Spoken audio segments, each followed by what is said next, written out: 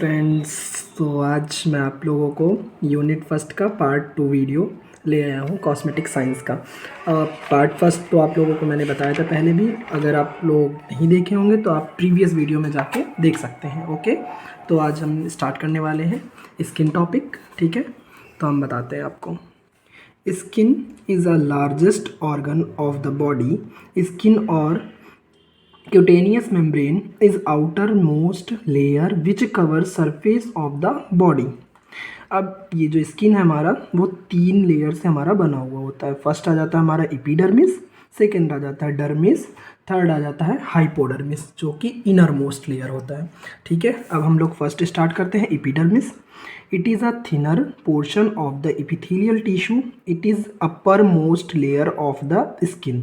अब स्किन जो हमारी होती है 3 लेयर से बनी होती है। जो हमारा अपर मोस्ट लेयर होता है हमारी स्किन, जैसे आपको मैं बताता हूँ यहाँ पे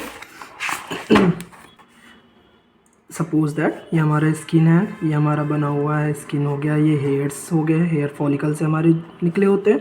जो इसके अपर मोस्ट लेयर होता है उसे हम लोग बोलते हैं एपिडर्मिस। अब इसके नीचे जो लेयर आएगी उसे हम लोग बोलेंगे डर्मिस, और जो इसकी इनर मोस्ट लेयर, जो सबसे निचली लेयर होती है, उसे हम लोग बोलते हैं हाइपोडर्मिस। ठीक है, आप लोग को समझ आया होगा।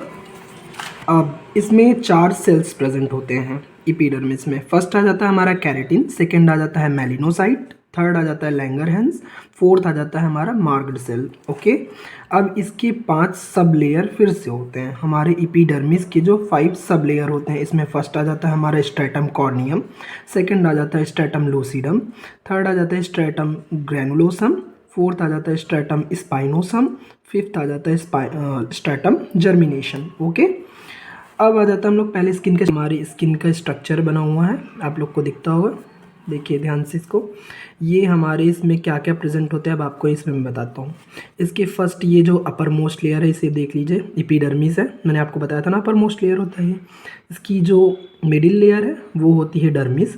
थर्ड जो इसकी इनर मोस्ट लेयर, उसको सबक्यूटेनियस या फिर उसको हाइपोडर्मिस भी बोलते हैं। ठीक है, अब देखिए इसमें इसके स्ट्रक्चर्स हैं, इसमें ये हेयर्स प्रेजेंट होते हैं। आपको मैं अपने ही देखिए, ये जो हेयर्स हैं ये स्किन से ही जनरेट होते हैं, इससे हेयर फॉलिकल से ही जर्मिनेट होते हैं। ठीक है, अब ये देखिए एपिडर्मिस का सब लेयर है स्ट्रेटम कॉर्नियम। ठीक है, इसमें सेबेशियस ग्लैंड भी प्रेजेंट होते हैं, जिसको हम लोग स्वेट ग्लैंड भी बोलते हैं। ये हेयर फॉलिकल्स हो गए, जहाँ से हेयर हमारे जो होते हैं जर्मिनेट होते हैं। ठीक है, अब आ जाता है second layer dermis. It is an second deeper layer of the skin. It is formed from connective tissue. It contain hair follicles and blood vessel। जो हमारे हेयर फॉलिकल और ब्लड वेसल जो प्रेजेंट होते हैं वो डर्मिस लेयर में हमारे present होते हैं स्किन के। ठीक है, अब डर्मिस या फिर सबक्यूटेनियस लेयर। ठीक है, it is an inner most layer of the skin. It is N subcutaneous layer and store the fat in it. जो भी फैट होते हैं हमारे बॉडी के, वो जो स्किन में प्रेजेंट होते हैं वो कहाँ पे जाके स्टोर होते हैं? हाइपोडर्मिस में। ठीक है, अब आ जाता है हमारा फंक्शन ऑफ स्किन। स्किन के हमारे फंक्शन क्या हैं? अब स्किन के फंक्शन तो लगभग सब नॉर्मली जानते भी हैं, बाकी मैं आपको बता देता हूँ। Provide a protective barrier against injury and prevent loss of moistures. And third आ जाता है reduce effect of UV radiation. And fourth आ जाता है it secrete sweat and sebum, जिसको हम लोग पसीना बोलते हैं। ठीक है, हमारा हेयर्स, इसमें आ जाता है हम लोग हेयर के बारे में बताते हैं। It is N simple structure that is made up of keratin. जो कैरेटिन क्या होता है? हमारे प्रोटीन होती है जिससे हमारे हेयर्स बने होते हैं, इसको हम लोग कैरेटिन प्रोटीन भी बोलते हैं। ठीक है, सेकेंड आ जाता है it act as a barrier for foreign particle. अब जैसे हमारे कुछ फॉरेन पार्टिकल बाहर से आए तो पहले हेयर पे स्टिक होते हैं, तब उसके बाद अंदर जाते हैं। ठीक है, hair colour is occur due to the melanin pigment. ये हमारा एक पिगमेंट होता है जिसकी वजह से हमारे जो हेयर के कलर होते हैं वो चेंज होते हैं।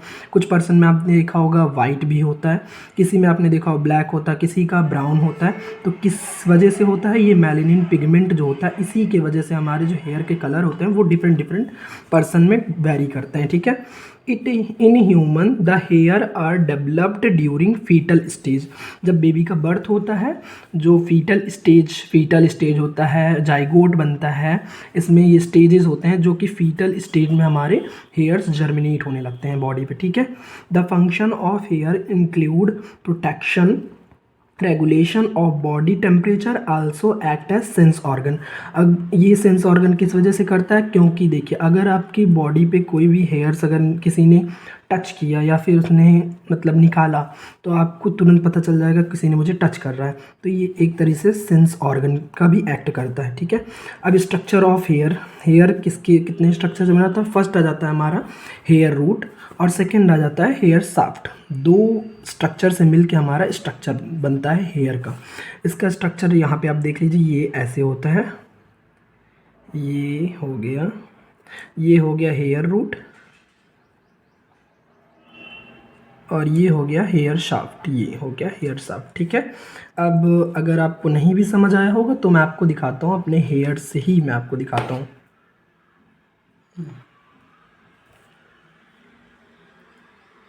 ये देखिए ये हेयर है, ठीक है। ये जो इसकी नीचे की जो लेयर होती है, आपको दिखता होगा, अगर दिख रहा होगा तो देखिएगा, ये जो नीचे का पार्ट है, इससे जहाँ से ये जुड़ा होता है हेड से, आप ये जो नीचे का पार्ट है ये आपका रूट कहलाता है, हेयर रूट। ये जो पार्ट है ये एम्बेडेड होता है हमारे स्किन के। अगर आपने देखा होगा, अब जब बाल अगर निकल भी जाता है तो आपको ये नीचे की लेयर बहुत कम ही दिखता है, वाइट वाइट यहाँ पे होता है, हेयर बल्ब्स वगैरह प्रेजेंट होते हैं। अब इसका स्ट्रक्चर मैं आपको बताता हूँ कैसे है, ठीक है।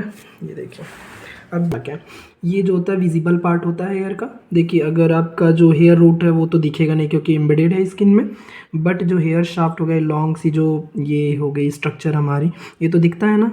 तब इसके हमारे कौन कौन से पार्ट प्रेजेंट होते हैं, इसमें क्यूटिकल हो गया, कॉर्टेक्स हो गया, मेडुला हो गया, ठीक है। अब आ जाता है हमारा hair root. Hair root is an part embedded in the skin. देखिए एम्बेडेड लिखा है ना, ये एम्बेडेड होता है हमारे स्किन के। अब इसमें कौन कौन से पार्ट प्रेजेंट होते हैं, हेयर फॉलिकल हो गया, जहाँ से हमारे जो हेयर होते हैं वो न्यू हेयर वो प्रोड्यूस होते हैं। अब सेकेंड हो जाता है मेरा हेयर बल्ब्स। थर्ड आ जाता है dermal papilla. Dermal papilla is an structure which provide the nutrients to the hairs. Hair growth cycle हम बताते हैं आपको, कैसे हमारी हेयर्स की ग्रोथ होती है। एनाजन फेज होता है, कैटाजन फेज होता है, टेलोजन फेज होता है। It is anagen phase, it is an active phase where hair cell divide rapidly and hair shaft grows longer. Hair grows about 1 centimetre per month, okay. Catagen phase हो गया, it is an transitional phase where hair growth slow downs. इसमें हमारा जो hair का growth होता है थोड़ा सा स्लो डाउन हो जाता है। टेलाजन फेज जो होता है वो हमारा फाइनल स्टेज होता है हेयर ग्रोथ को, इसमें हमारी जो हेयर की ग्रोथ होती है वो स्टॉप हो जाती है, ठीक है। अभी हमारा स्ट्रक्चर हो गया हेयर्स का, आपको मैंने बताया था ना, हेयर शाफ्ट ये हो गया, हेयर रूट्स जहाँ से हमारे हेयर डेवलप होते हैं, ये हो गया हमारा हेयर बल्ब हो गया, ये हो गया हमारा डर्मल पैपिला जो हमारे न्यूट्रिएंट प्रोवाइड करते हैं हेयर्स को, या इसमें हमारा स्वेट ग्लैंड हो गया, ब्लड वेसल्स हो गया, सबेसियस ग्लैंड हो गया, ठीक है। अब आ जाते हैं हमारा नेक्स्ट टॉपिक, ओरल कैविटी, ठीक। अब बताते हैं हम लोग ओरल कैविटी का डिफाइन करते हैं पूरा।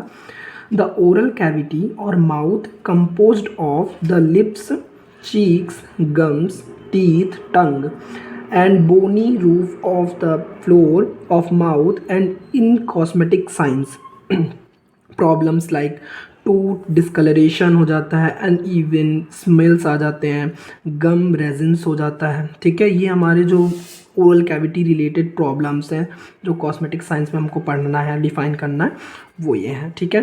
अब anatomy of oral cavity, anatomy देखते हैं हम लोग ओरल कैविटी की। फर्स्ट आ जाता है lips. It is N outer boundary of oral cavity. जो ओरल कैविटी हमारा बना हुआ होता है उसके जो अपर लेयर होता है वो लिप्स से ही बना होता है। सेकंड आ जाता है हमारा cheeks. It form lateral wall of the mouth. Gum, this tissue that surrounded the teeth and teeth, it is essential for chewing their appearance focus in cosmetic. अब ये टीथ जो होता है, लोग अपने टीथ को ब्रश से वॉश करते हैं ताकि थोड़ा अट्रैक्टिव दिखे, इसीलिए इसको थोड़ा इस पे फोकस करिएगा, क्योंकि हमारा इसमें कॉस्मेटिक साइंस हमें पढ़ना है, क्योंकि हमें इसमें अट्रैक्टिव दिखना है। इस वजह से इस टॉपिक का नाम ही कॉस्मेटिक साइंस है, जिसमें हमें टीथ को अपीयरेंस मतलब दिखना अच्छा चाहिए, वॉश करते हैं टीथ को। तो ये हो गया, ठीक है। And muscular organ that aid to taste, chewing, speech etcetera. It is an soft and muscular part of oral cavity. ये होता है हमारा सॉफ्ट और मस्कुलर पार्ट होता है ओरल कैविटी का, टंग हमारा, ठीक है। अब रूफ ऑफ माउथ हो गया, फ्लोर ऑफ माउथ हो गया, ठीक है। अब आ जाता है हमारा problem related to the oral cavity. यही टॉपिक मेन है, इसको हमारे एग्ज़ाम में ये बहुत बार पूछा गया है हमारे ओरल कैविटी से कि कौन कौन से प्रॉब्लम रिलेटेड है हमारे ओरल कैविटी से, ठीक है। फर्स्ट आ जाता है हमारा टूथ डिस्कलरेशन। स्टेनिंग और discolouration of teeth can be addressed with whitening procedure, ठीक है। सेकेंड आ जाता है हमारा gum recessions. The gum receding away from teeth can be treated with gum grafting procedure, ठीक है। थर्ड आ जाता है हमारा missing teeth. Implant bridge and denture can be use to replace missing teeth. कभी कभी बीच के दांत हमारे टूट जाते हैं, मिस हो जाते हैं, तो उसको हम लोग इम्प्लांट करवा लेते हैं, तो उससे हमारा जो फेस होता है थोड़ा अट्रैक्टिव दिखने लगता है, ठीक है।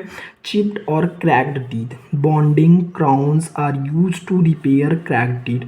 कभी कभी बीच में हमारे जो दांत होते हैं थोड़ा हाफ कट हो जाता है, टूट जाता है किसी वजह से, तो हम लोग इसको रिपेयर करवा लेते हैं। बॉन्डिंग और क्राउन प्रोसीजर होता है, रिपेयर करते हैं क्रैक टीथ को, ठीक है। अब आ जाता है हमारे स्ट्रक्चर।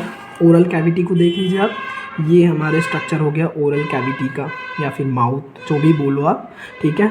ये हो गया हमारा लिप्स, ये हो गया हमारा सुपीरियर लिप्स, ये हो गया हमारा इन्फीरियर लिप्स, ये हमारा टंग का स्ट्रक्चर, जो भी देखिए ठीक से तो बना है, अब आप लोग को समझ आना चाहिए इससे। ये हो गया टंग, ये हो गया पैलेटाइल टॉन्सिल्स हो गए, ये हो गया हमारे गम्स जो टीथ के अपर पार्ट पे लगे हुए हैं, ये हो गया गम्स, और ये हो गया उल्वा, जो देखिए आप माउथ में जब आप ओपन करेंगे मुंह, तो इसमें एक छोटा सा से लटकता रहता है ऐसा, इसे हम लोग उल्वा बोलते हैं। ये हो गया हमारा टीथ, ठीक है। ये टॉपिक हो गया आप लोगों का क्लियर। अगर आप लोग को थोड़ा सा भी इसमें से कुछ आपको वीडियो हेल्पफुल लगी हो, तो इसको आप लाइक, सब्सक्राइब एंड शेयर करिएगा ज़्यादा से ज़्यादा, ताकि आपके दोस्तों की बहुत सारी हेल्प हो सके एग्ज़ाम में, ये आपको बहुत बेनिफिट होगा, ठीक है। ये टॉपिक हो गया क्लियर। अब मैं आपको सेकंड यूनिट नेक्स्ट वीडियो में आपको प्रोवाइड करूँगा, ठीक है। तब तक के लिए ठीक है, बाय बाय, टेक केयर।